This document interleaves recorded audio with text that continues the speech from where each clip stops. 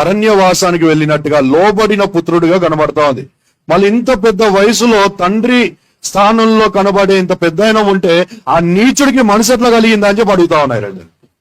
మూడోది, రాముడి యొక్క విషయంలో ఒక క్వాలిటీ, నాకు నచ్చిన క్వాలిటీ ఏంటంటే వినయము.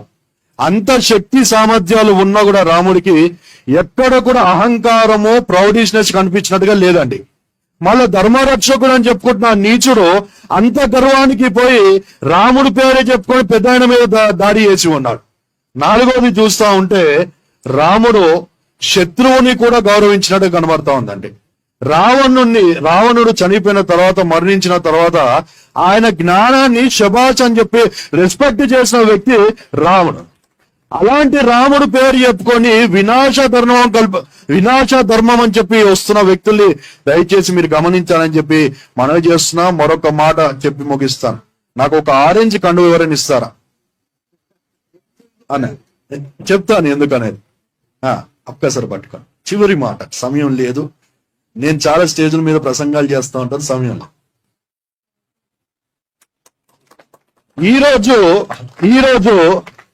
ఇది వేసుకోవడానికి ఒక క్రైస్తవుడిగా, లేకపోతే అక్క ఇక్కడ లుబినాక్క గారు ఉన్నారు, మైనారిటీ ముస్లిం, వారు వేసుకోవడానికి కారణం ఏంటో తెలుసా?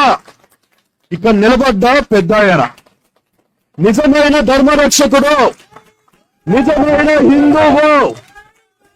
ఇలాంటి హిందువు, నిజమైన ధర్మరక్షకుడు, నిజమైన హిందువు అంటే ఏ క్రైస్తవుడైనా కానీ క్రిస్టియన్, ముస్లిం, హిందూ బాయ్ అని చెప్పి చెప్తారు. మీడియా సమావేశంగా మాట్లాడుతా ఉన్నా. ఇలాంటి అన్నయ్యలు, ఇలాంటి పెద్దవారు ఇంకా వస్తే సమాజంలో మనమంతా కలిసిమెలిసి క్రిస్టియన్, ముస్లిం, హిందూ బాయ్. Thank you very much.